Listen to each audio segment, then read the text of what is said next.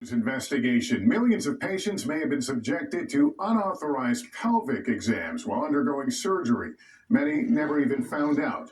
But now, as Stephanie Gosk reports, some doctors are sounding the alarm about this controversial practice. Surgery can be daunting. Patients put their lives in doctors' hands. Does a patient have the right to know what happens to them when they are under anesthesia? Yeah, absolutely. Absolutely.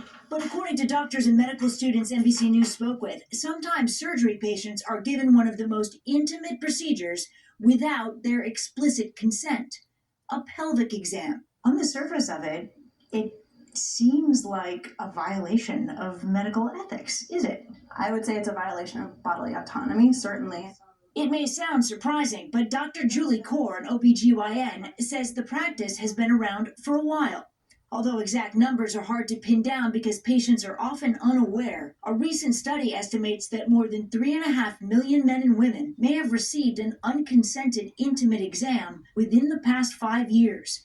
Dr. Kaur says the exams can be a key part of residents' training and may be performed during gynecological surgeries because it is easier, even if the patient doesn't actually need the procedure. The muscles of the abdomen are more relaxed, so you can actually appreciate the anatomy in a kind of an easier way. But consent should be mandatory, she says. And I was asked to do a pelvic exam on a patient that I know I hadn't consented specifically. Did you want to do it? No, I did not. Dr. Rohini Kaushal-Siva is the head of the American Medical Student Association. I actually ended up saying no, that I wasn't going to perform this pelvic exam. She's among a number of medical students who are speaking out.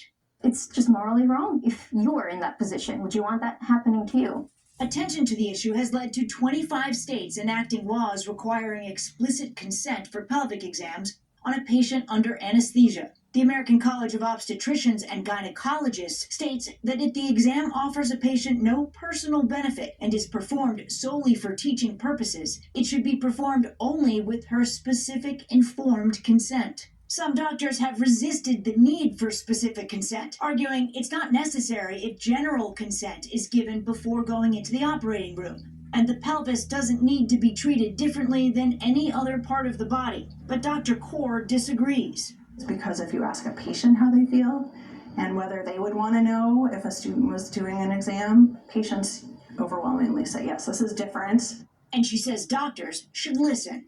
Because patients think it's different, I think it's imperative that we treat it differently. Stephanie Gosk, NBC News, Chicago.